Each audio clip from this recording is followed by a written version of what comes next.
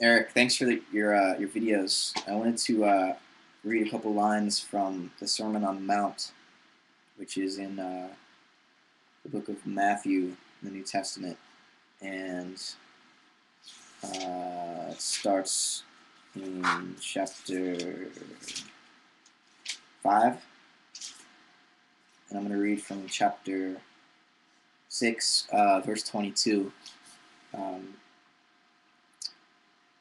Christ says, or Jesus says, "The lamp of the body is the eye.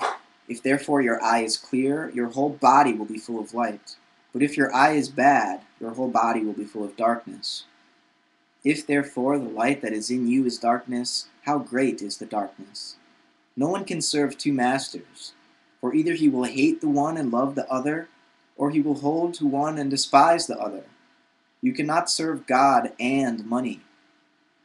For this reason I say to you, do not be anxious for your life, as to what you shall eat, or what you shall drink, nor for your body, as to what you shall put on. Is not life more than food, and the body than clothing? Look at the birds of the air, that they do not sow, neither do they reap, nor gather into barns, and yet your heavenly Father feeds them. Are you not worth much more than they?" I mean, a little bit of an assumption there that, you know, the natural world, the animals, the plants, they don't matter as much as humans, but, it's a pretty old text, so let's cut it some slack. They didn't realize the kind of ecological situation that we human beings are in on this planet, those who wrote the Bible, but anyways.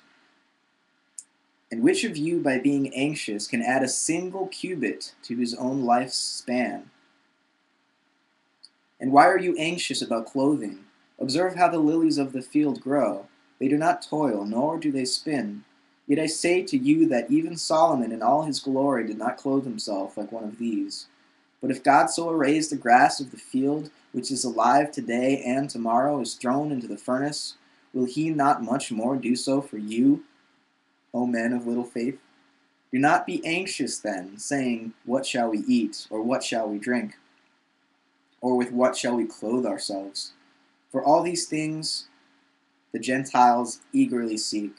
For your heavenly Father knows that you need all these things. But seek first his kingdom and his righteousness, and all these things shall be added to you. Therefore do not be anxious for tomorrow will care for itself. Each day has enough trouble of its own." You could almost say, or at least I would almost say, that the whole economic system that we've built up and that's currently falling down is based on this anxiety for tomorrow. We're not happy with what we have. We want more and more and more. And this greed has just brought us to this state where millions and millions of people don't know how to get food other than with money. And when the money system collapses, what's going to happen to those people? Well, verse 33 says, "But seek first his kingdom and his righteousness, and all these things shall be provided for you." You know, what that means exactly, seeking his kingdom, his righteousness, we can interpret in many ways. But it seems that there's a transformation happening. It's happening out there in the world, and it's happening in here to each one of us. And I know you can feel it, Eric. I can certainly feel it, and it's terrifying. But there's something about it that seems so right, though, at the same time, so necessary. Um,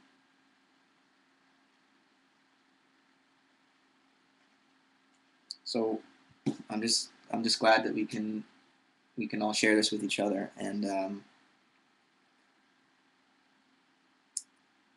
in so doing, all ease each other's suffering in the best way we all know how.